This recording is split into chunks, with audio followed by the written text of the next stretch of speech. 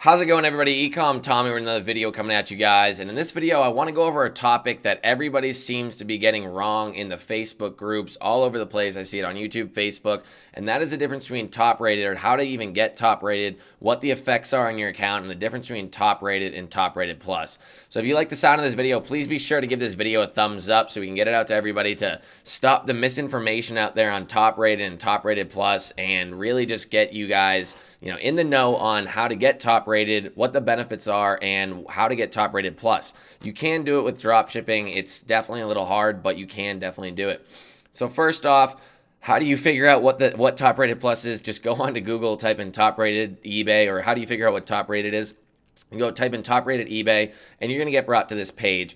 So this is the whole top rated program broken down for you guys on eBay, explained in depth right here. And first things first is how to qualify as a top rated seller. So I've had top rated seller on the majority of my eBay accounts for a long time. One of my accounts right now does not have it. This is the account I'll actually show you in the video, why I don't have it, what metrics affect it, and what you can do to bring it up to top rated, how to stay away from below standard, and at least be above standard. So I'll tell you guys all that in this video. So first off, what is a top rated program? They're always bringing out new things on top rated, what it does or how it can affect you or how it can help you. There's a new thing with returns that came out in the eBay fall seller update. I'm not really too positive on what's going on with it. It's a slight change, but it's really no big deal. So what you want to see is, first off, you give your buyers the confidence in becoming a top rated seller and earn a $30 credit towards promoted listings each quarter. Not a big deal right there. $30 credit towards promoted listings. If we're doing majority of our listings or 50% of our sales are promoted, that's not going to be a big deal. But, it does help. Every dollar does help. And I know not everybody out there is some people are struggling for money. So to become a top rated seller, meet the following guidelines. So first off, you can't even become a top rated seller for the first 90 days. And honestly, that's kind of good because it gives you the time period. If you're new, it doesn't really matter if this is like your second or third account, but if you're new, then it's basically going to give you a time period just to learn. If you make a few mistakes in the first month, you can cover it up in the next couple months and really help yourself get to top rated right away. You also need 100 or more transactions and $1,000 in sales. So we're going to be selling items that are definitely over a decent amount of money. So if you have to get 100 items, they have to all be over $10 to hit 1,000 in sales. It'll be very easy to do so. So that's no big issue.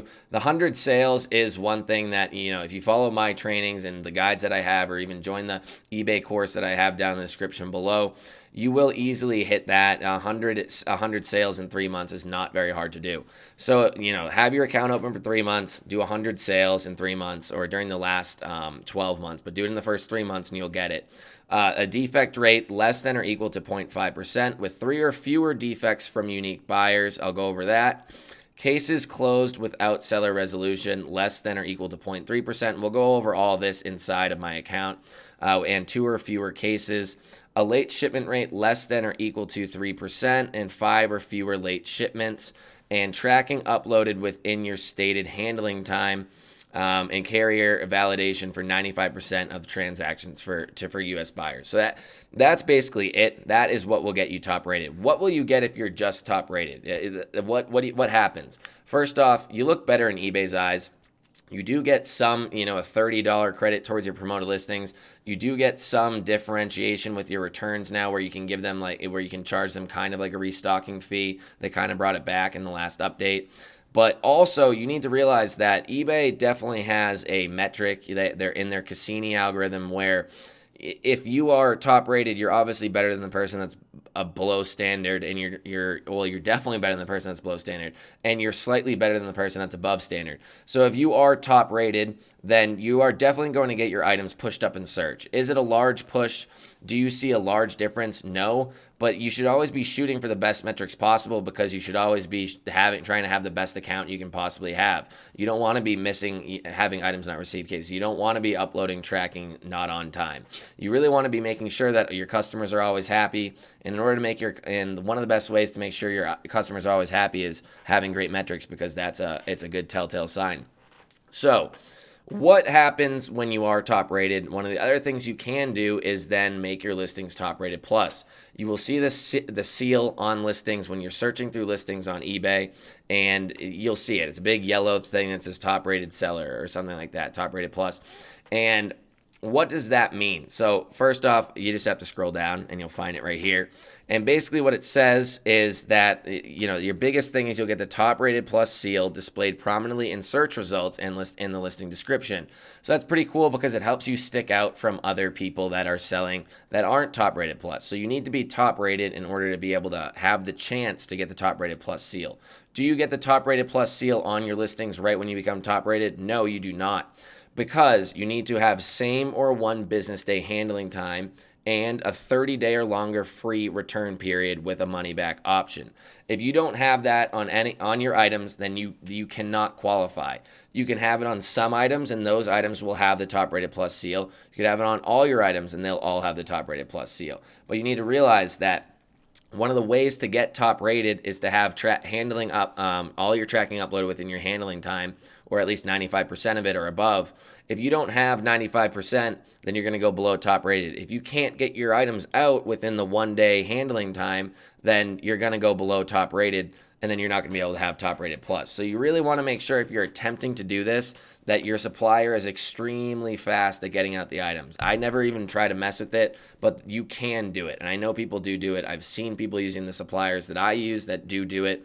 Is it risky? Yes, it's more risky. Is there a reward? Yes. First off, you're going to get the top rated plus seal. That's going to bring more attention to your listings. No doubt about it. You're going to be making more sales because of that. Secondly, you get a 10% discount on final value fees.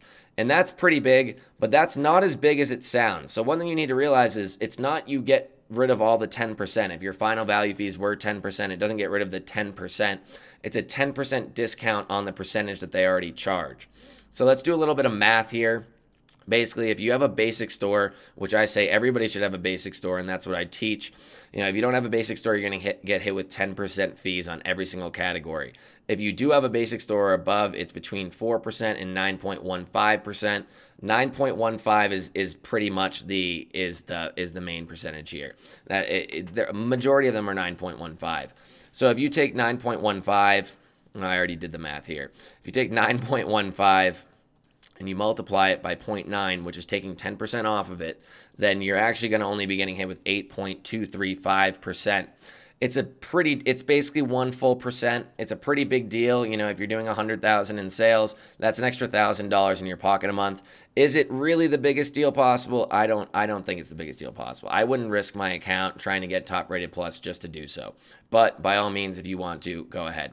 So if we go into the overview here, you click seller, you go into your seller hub, you scroll down, you click on seller level, then you're going to see right here, this account is actually above standard. It's not top rated, mainly because I'm literally so close to 95% tracking uploaded on time, and I'm not going to blame my VA, but it could have been him. But it's all good. So, here I am above standard, and we're going to look at what are the metrics that are going to make you top rated or affect your ability to be top rated, and make sure to not go below standard. So if you click right here, you're going to see that I am the top rated section for transaction defect rate. And that's transactions canceled from you for being out of stock. So one thing, I sometimes do it. As you can tell, I do have one. But that's a cancellation where you say not enough items in stock. If you follow anything I've been teaching over the last 2 years, you want to cancel items as a buyer asks to cancel. I always try to get my buyers to agree to the cancellation, but also if you follow my teachings inside of my course, I pretty much teach how to not get your items or how to really avoid even having to cancel your items. So that's one thing. And then cases closed without seller resolution. That's if somebody opens up like a return case and then you don't refund them in time, or an items not received case and you can't come to a resolution with the buyer. That's one thing that came up, I think it was about a year ago, that not very many people have talked about, and that is actually a pretty big deal. That was an issue for me. I fell below standard on one account before because of the fact that I wasn't refunding them for the returns in time because my VAs were in charge of it, and I didn't know that that update had happened. I got that all figured out and squared away, but, things have changed. Things are always changing on eBay. So late shipment rate. So make sure to not be above 2% because you're going to go below standard on transaction defect rate. You don't want to be doing that. And let's go on to the next one here. So I only have one. So it says transaction defect rate. If we go here it says a transaction defect rate less than 0.5% with 3 or fewer defects from unique buyers. So I'm good on that one. So we can go back to here. So let's move to late shipment rate. Late shipment rate is just your item it could be uploaded on time, but your items are not getting to the customer on time. So that's basically you delivered it within the handling time, but you got it out within the handling time, but you didn't deliver it within the estimated delivery date. That's a big issue. eBay is really weird about tracking numbers, so you could be hit on something that maybe did actually get delivered. But this is one reason why you should be tracking all of your orders, and it is something that I do where I track my orders to completion to make sure that they actually got delivered and that they got delivered on time. So you want to make sure that this is above or below 3%. I mean. And another thing about that, though, is this won't make you go below standard. So don't worry about that. You're not going to go below standard for not doing this. But you really want to make sure you're doing everything properly. Cases closed without seller resolution. It's part of 2 different metrics here. It's up here for transaction defect rate, and it's here on its own. You want that to be below 0.3%. And if we go back to the top rated program, it says below 0.3% with 5 or fewer. That's 3% with 5 or fewer late shipments. And then with 2 or fewer cases is this one. So I don't have any on this one. You really shouldn't be having any as long as you're paying attention to your account. You should be making sure there is a resolution with your seller. And the 2 biggest ways to mess up on that is items not received case by not giving them some sort of complete resolution, or a return case where you didn't refund them in time. The buyer can complain, and you have to refund them within 48 hours of delivery. eBay tells you when it's delivered, so you're good on that.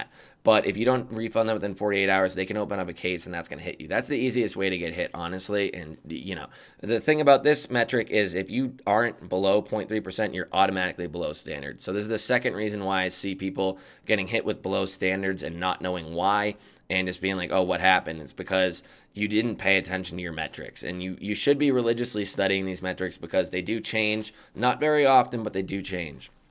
So one thing I forgot to say, if you open this up, you can click see cases if there is any, and it'll show you them.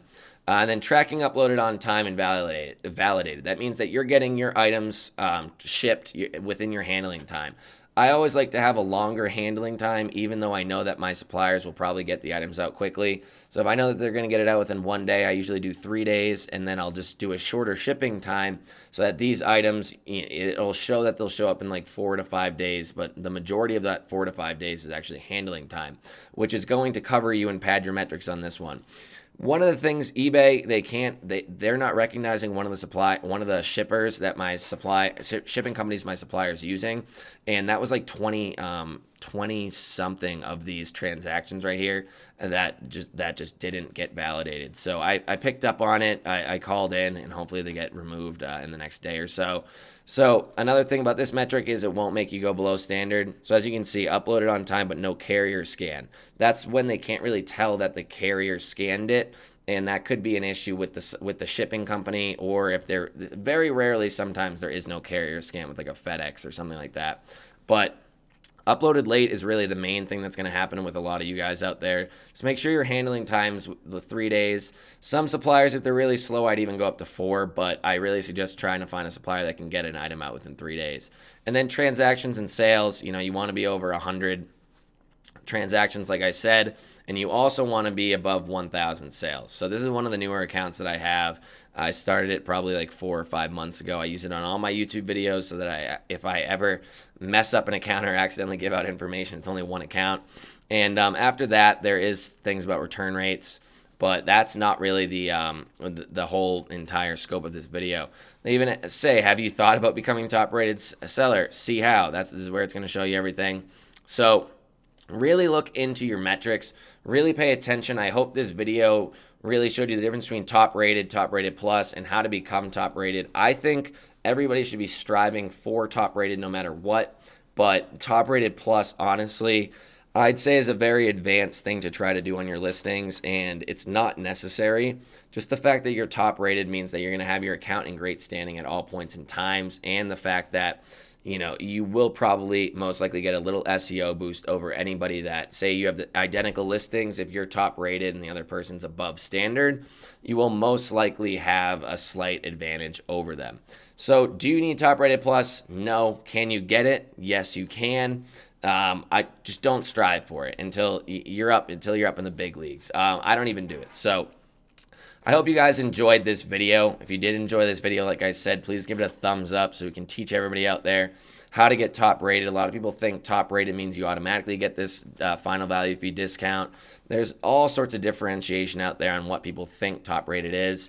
You just need to read what eBay is telling you. Usually they don't lie unless it's talking to their customer service. And yeah, that's about it for this video. If you haven't subscribed already, please be sure to do so. And when you do so, please be sure to hit the bell notification.